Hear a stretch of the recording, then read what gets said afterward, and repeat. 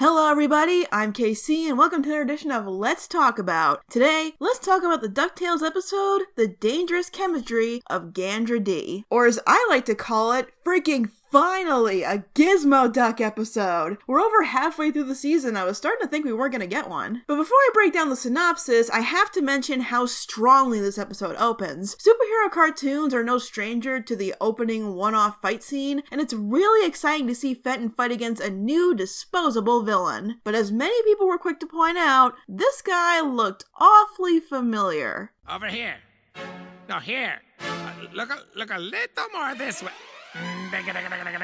Yeah, looks like Doofenshmirtz had a mishap with the Innators again. I think some of the crew have said that this wasn't intentional, but like, come on. Tom Kenny is even doing an impersonation of Dan Povenmire. No matter what they say, someone on staff knew what they were doing here. During the rest of the episode, Fenton is feeling worn out and discouraged at how much Gizmo Duck has taken over his life and overshadowed his scientific work. But when a fellow scientist comes along that he feels he might develop a connection with, he'll see that he's not the only one in town with a secret identity. Okay, I think it's pretty clear at this point that I love Fenton. He is my favorite character on the show, and I was waiting and anticipating his next focus episode. So when I open this review with my one major criticism, please bear that in mind. Am I the only one who felt like I missed an episode? Or at least a B-plot somewhere? In Fenton's last major episode, he was considered a public menace who was just starting to gain a more flattering and heroic image, and now he's the unquestionably beloved hometown hero?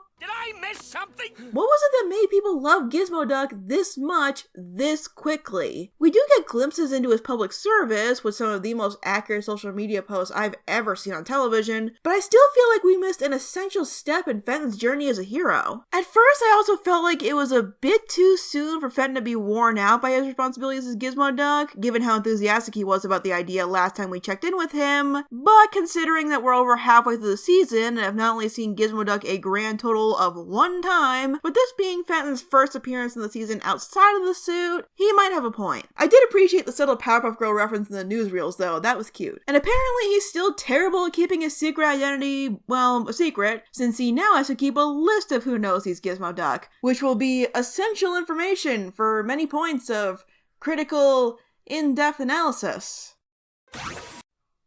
But it looks like Fenton might find someone to bring him out of his funk with the DuckTales 2017 introduction of Gandra Dee, played by Jameela Jamil, which I would not have guessed it wasn't so well advertised. At first she was so unrecognizable that I was left wondering what was even the point of bringing her in, but it's so rare to hear name actors blend so easily into a voice role. Something I had gotten used to with the DuckTales reboot is having actors with easily recognizable voices, but that fits so well with the characters that it sounds natural, even when you can tell who's playing who. Even Lin-Manuel Miranda, good as he is, fits into this category. So I like hearing Jameela Jamil do something so different for the sake of the character. It's a refreshing change of pace for the show. But of course, Fenton runs into a member of the opposite sex that shares similar interests as him. Therefore, the two adolescents in the room, mainly Huey, believe that it must be love. Ah, the shippers mentality. Huey and Webby playing matchmaker is predictable, but kinda cute when the whole thing plays out. Playing with how ridiculous the traditional rom-com cliches are when trying to create the perfect date. Plus, Huey and Webby are good choices for this. Huey, because he's kind of a control freak and will go to really elaborate measures to make something he thinks should happen,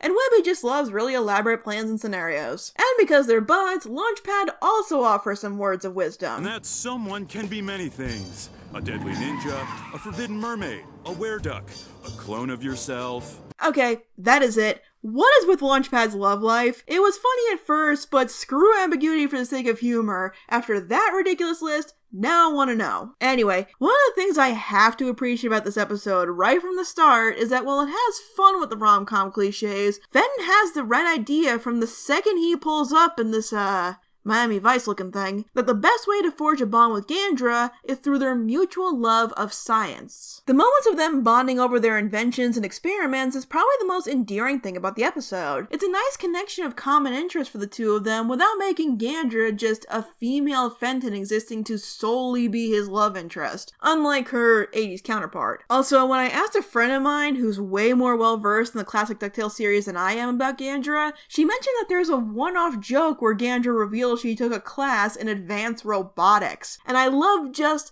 the possibility that a throwaway gag that was there to justify a plot point with her being able to take down a robot or something was used to develop a major trait of this Gandra's character. What I'm saying is this Gandra would still be interesting if she had no connection to Fenton and is far from the typical Fry or forced romantic interest. But the fact that she does form a connection to a compatible character is more of a bonus, which is so important when introducing a character with a purpose like Gandra's. Plus there's some fun concepts with their inventions here. It's cute and I definitely buy the chemistry, both figuratively and literally. Without it, how will you two develop chemistry? With actual chemistry! So things work out fine, right? Well, given how much more time there is in this video, I'd say no. Because early on in the episode, we see Gandra have this conversation.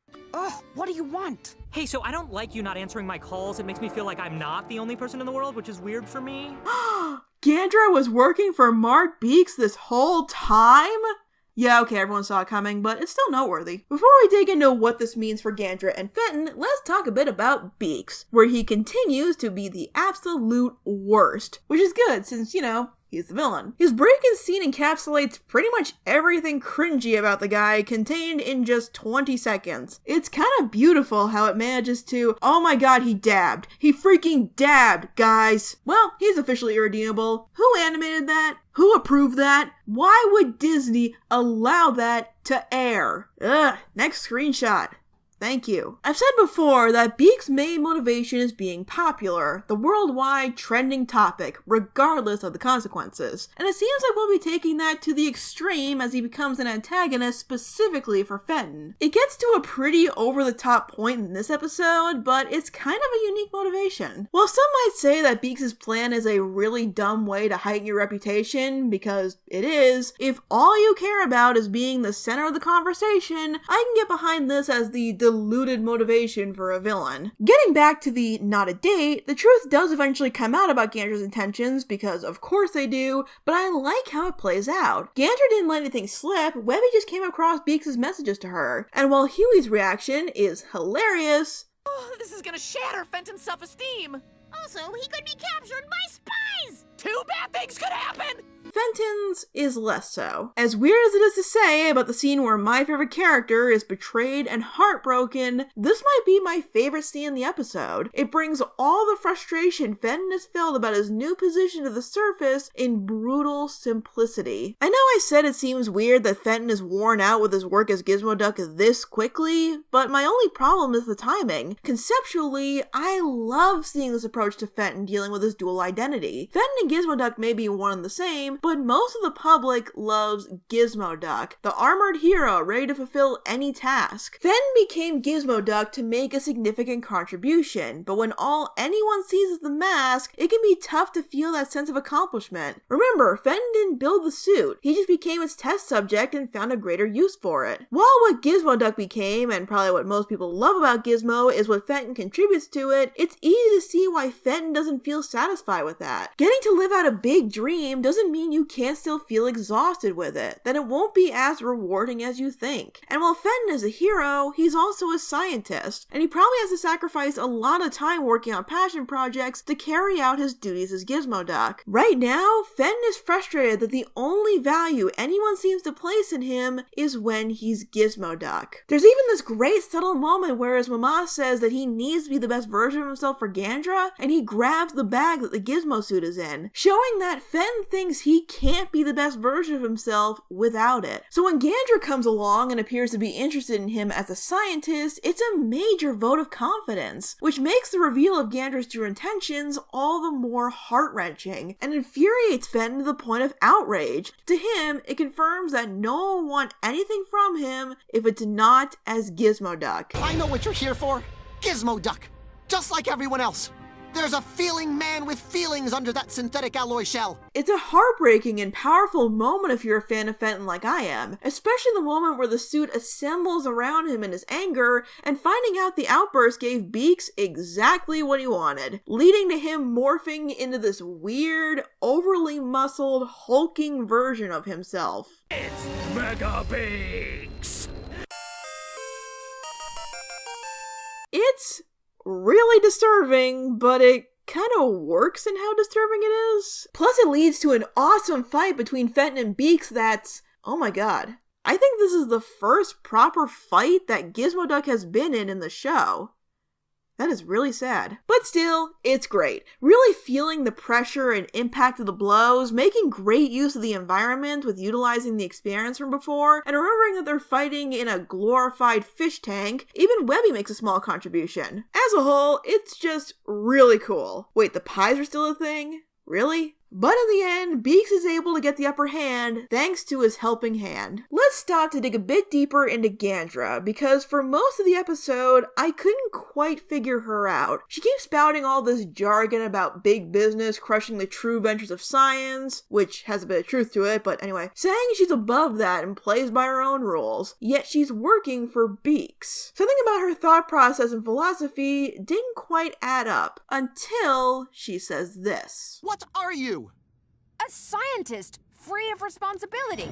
But the thing is, she isn't. She may not stand by what Mark Beaks does, but she still worked for him. And I'm not saying that you can't oppose something in the environment you work in without feeling directly responsible for everything they do. Most people can't help it if the clothes they sell are from a sweatshop or if their boss is a Trump supporter, and sometimes people just need a paycheck. But Gandra significantly, knowingly, and invaluably contributed to Mark Beaks getting ridiculous power, hurting someone she'd grown to like and she knows Duckburg depends on, and when it counted, she still stood by her employer to fulfill her deal and took out Fenton when he almost won. In fact, Fenton is a good example of being able to use resources from a major company for the greater benefit in ways said company might not have considered, through Gizmo Duck and his own inventions. It doesn't matter if Gandra only wants to use Mark Beaks for his resources because it came at the cost of directly hurting innocent people. People who wouldn't have gotten hurt without her contributions, since she developed technology that made Beaks mutate. That's why this line is such a load, because all of our direct actions come with responsibility. And while I can't be sure, I think Gandra's time with Fenton, and maybe even seeing him go after Beaks when he takes the kids, even when the Gizmo suit is out of commission, makes her realize that. Gandra's turnaround on Beaks is her, even just temporarily, accepting and taking responsibility for her own actions, and choosing to stand by someone who shares her love for scientific endeavor and is genuine about it, even if she doesn't agree with him pursuing that through McDuck Enterprises. I think she sees Fenton's pure intentions, and it affects her in a way that even she didn't expect. Fenton's final battle against Beaks highlights the message of his last Focus episode, but in that case, it was showing that the suit isn't Gizmo Duck without Fenton. Here, Fenton is proving to his enemies and himself that he can accomplish heroic things even without the Gizmo suit. Something we saw briefly back in Shadow War, and it's nice to see an entire episode solidifying that. I really appreciate the show keeps reiterating this view on its local superhero, and doesn't let the man get lost behind the mask. Meanwhile, Beaks shows no growth since Fenton and Gandra are able to gain the upper hand, while Beaks laments that he can no longer use a phone. Yeah, that sounds about right. At this point, I can only assume the reason this guy didn't lose his company after all these stunts is because people didn't seem to recognize him. But this headline is the only thing I have to go on for that. Yet,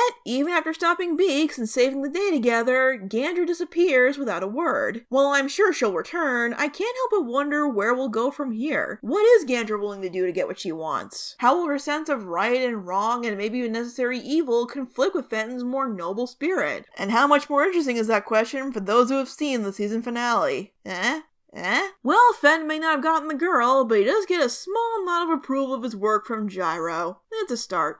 Until he sees the state the lab is in after the fight, and then all is right with the world. Overall, while I didn't enjoy the dangerous chemistry of Gandra Dee as much as I did Who is Gizmo Duck, it's a great episode nonetheless. Though again, I think we reached this conflict a bit too soon. I feel like we needed one more adventure focus on Fenton to fully flesh out his role as a hero before we saw how worn out he was getting from Gizmo Duck. It's a great conflict for him, and how it's presented is impactful. I just think when they presented it was where my issues lie. Other than that, the story is solid and has fun with its premise, the performances are excellent in its humor and sincerity, the action is a ton of fun, it's really cool to see Gizmo finally stretch his legs, relatively speaking, and get into some proper hero versus villain fights, and the relationship they spark between Fenton and Gandra, and the struggles and resolutions that come with that, make me really intrigued to see more. Though I'd be lying if I said I didn't have a soft spot for the will they won't they relationship, with the only thing standing between between them being on opposite sides of the moral spectrum. I'm just so happy to see Fenton out and about again. It's always a treat. Too bad he's the only hero out there for Duckburg. If only there was someone else